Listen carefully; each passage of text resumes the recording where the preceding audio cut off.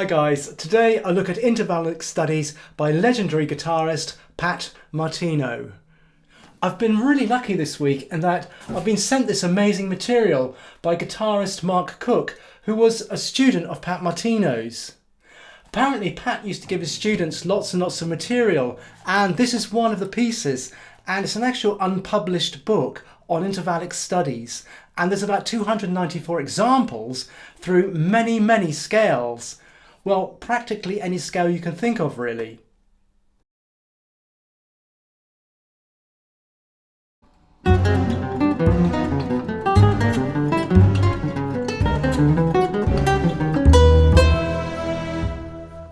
If we look at this in terms of music theory and take the intervallic concept away, we will have one whole tone scale ascending followed by one whole tone scale descending. So we'll have F sharp and then F natural coming down. So if we look at it that way, we can see how amazing it is to add these intervals to create something fresh and actually create real music out of the scale. It's not just the cliche whole tone scale, it actually creates music out of it. Before we look at this example on the guitar, there's one thing that's really important, and that's to approach this more with a staccato type of plucking and touch. Later you can sort of develop this into a more legato or smoother way of playing. But to begin with, because it's quite finicky with the fingering, it's a really good idea to do it in this sort of staccato-esque manner. The other reason for using staccato is that other notes will, especially open strings, will resonate sympathetically with the note that you've just plucked. The other thing that I'm using for this is strict alternate picking. So in this first example, I'm starting with an up stroke.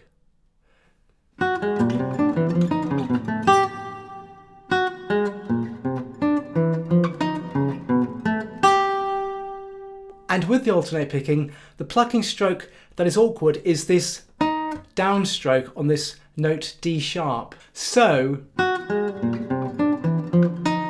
it's that note there, plucking that one, because you have to come back with this upstroke here. And that can be quite tricky. The other thing to take into consideration is the fingering, and you have to be methodical and precise about it.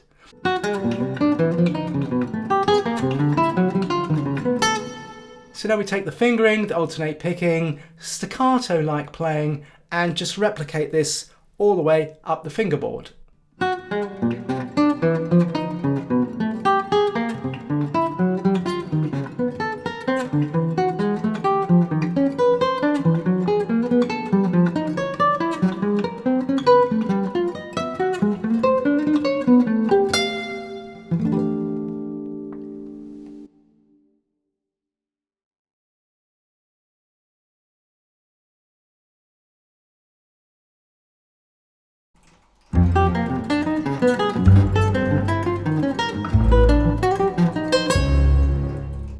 In this study, we have the same concept as the last study. So we have a pentatonic scale ascending followed by a pentatonic scale descending. So if we take away the intervallic approach and we stick to the plain notes, we have ascending, descending, ascending, descending.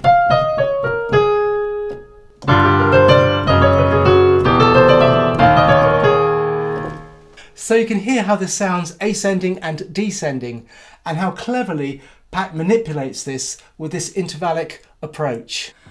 In this exercise, I'm starting on a down stroke. So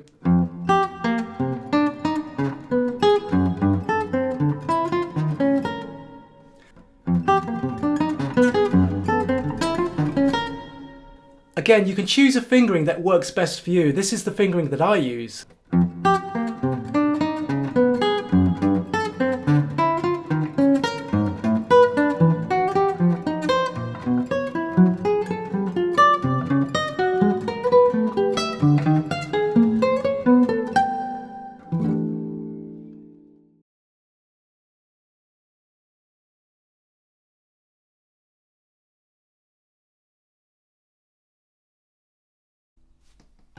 In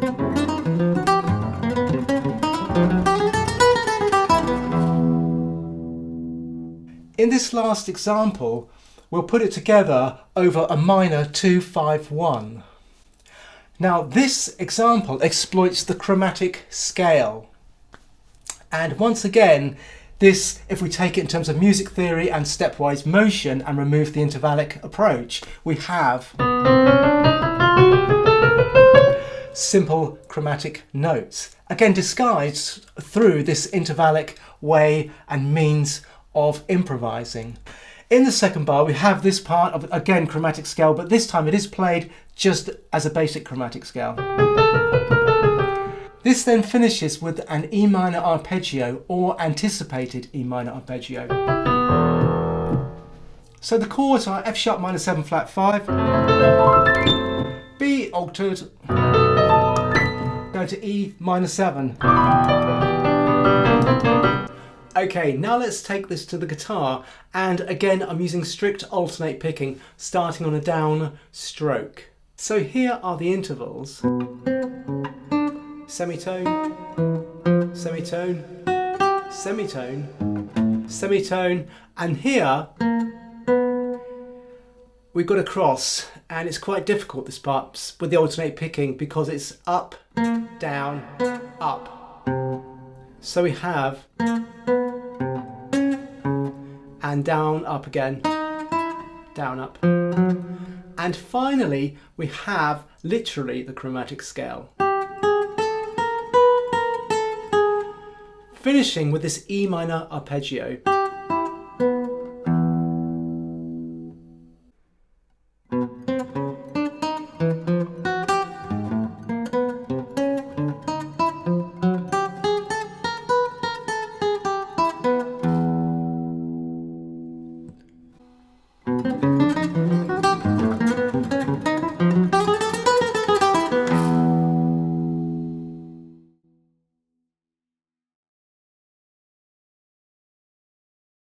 In conclusion, I'd like to thank Mark Cook for sending me this amazing material.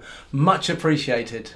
What I like about this book, as much as the studies themselves, is the actual thinking behind them.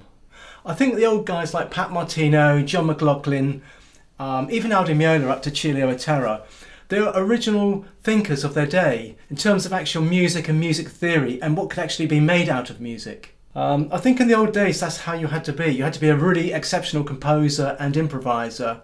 Whereas nowadays with the internet, it seems to be that everybody just sort of copies everybody and copies everybody else. And music is quite bland, really, compared to what it used to be in the old days. Looking at this, and especially the way that these are structured, and this is the key thing, the way it's structured, where you have something ascending and descending, and then you actually employ it within the improvised line, you suddenly actually start to create material, actual interesting, decent material. Using this book is like, it's like getting inside of Pat Martino's brain, getting inside of his head, getting inside of his thought process. So yes, I've found this extremely useful this week, and I hope these couple of exercises, studies that I put on this video might be of use to you as well, because it's a great way of thinking about scales and actually making something interesting and colourful and useful out of them. Anyway, if this video was of any use, then please smash the subscribe button, because that really does keep the channel going. Smash the like button, because that really helps me with the algorithm. Click the notification button if you like the video, and write a comment if you want. And I'll see you all in the next video, and thank you for watching.